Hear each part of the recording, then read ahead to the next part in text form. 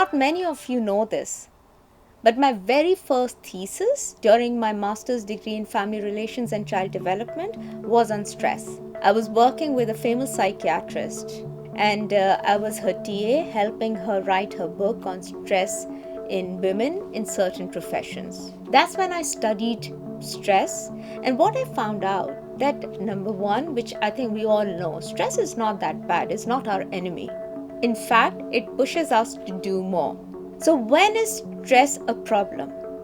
When it takes over our life, when we fight, freeze, or flight, when we are not able to move forward.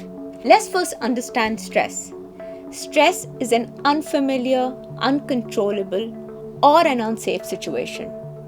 That's why we hate it so much, because we like familiarity, we like a safe situation. But as I mentioned earlier, that not every stressful situation is bad for us. Even when it's an unfamiliar, if we learn to manage that situation, it's an opportunity for self-growth. So what did I learn during my thesis about stress?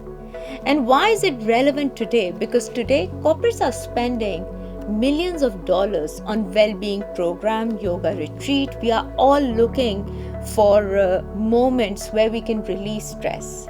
But until we don't understand what stress is all about, how it manifests in our body, in our mind, we won't be able to address it.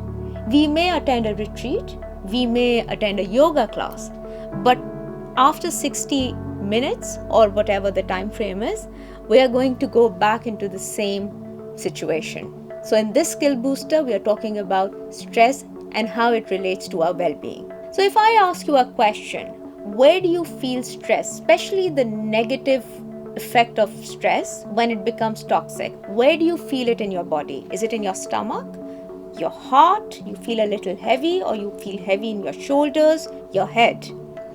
So that's the first sign. And our body is very responsive. It's basically telling us that this is an unsafe, unfamiliar situation. The second thing is, it also manifests sometimes in the form of psychosomatic illnesses. We may have a skin rash, gut issues, hair loss, brain fog.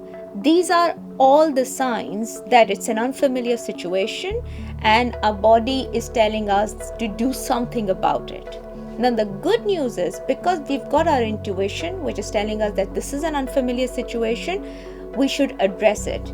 But then we should focus, how can we address it? Now there are certain form of stress, the good form, say for example, you just get promoted, new responsibilities, lots of things happening, or you've just started your dream business.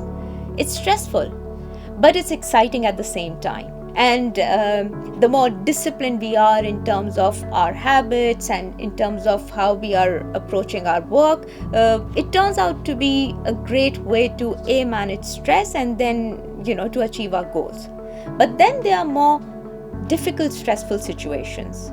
For example, there is a sexual harassment case, or you just lost your job and there are people who are financially dependent on you. Now that stress is not that easy. So what can you do about it? Number one, understand and acknowledge that it is a difficult situation. Now again, we take an example. If it's a sexual harassment case, it is a difficult one, but learn to speak up and raise your voice against it in a way that it gets addressed is important. And during that time, you will feel very stressful because it's not an everyday situation. But once you learn to manage that situation, you will develop that muscle of handling difficult situations. So again, defining the level of stress and what is causing stress is extremely important. As I mentioned, certain stresses are good. Going on a vacation, family vacation, sometimes they can be very stressful, but it's also an opportunity to create some memories. And there are ways to manage stress. For example, you may take a little break, get some me time. But the more difficult situation, as I mentioned, whether it's a sexual harassment situation or losing a job or any other form of difficult stress, it takes a while, and understand you're not going to magically resolve that situation. So what are the tips that I can share which will help you release your stress? Number one is deep breathing, meditation, journaling. Journaling is an excellent way because you can write all your emotions. You don't have to read it again.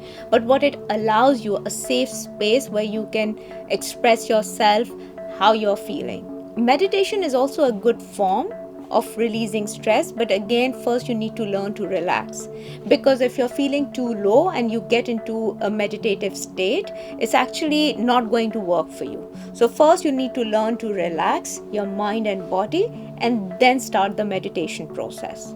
The third kind is exercise, any kind of sports, watching comedy shows, or spending time with people you like. And like I said, there could be some difficult, stressful situations. For example, let's take the one, if you lost your job, then yes, journaling and all these things are important, but another important aspect is to do something about it, either updating your CV, talking to a headhunter, because this will give a signal to your brain that you are taking an action and you will feel less stressful about it.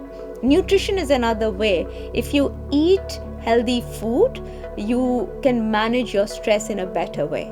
Sleep is perfect because sometimes they say, if you have a problem, sleep over it. And what it means that if you can get a deep sleep, automatically your brain relaxes, your body relaxes, and you get solutions. And the last part of managing stress is watch your inner dialogue.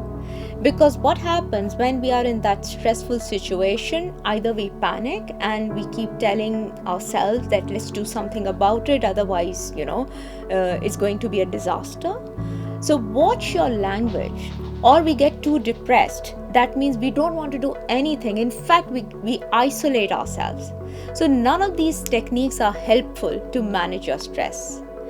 What you need to do is watch your words, watch your actions, and make sure they are more neutral to positive rather than making it so big that you are unable to move forward. Finally, learn to surrender. If the situation is not in your control, honestly, you can't really do much about it.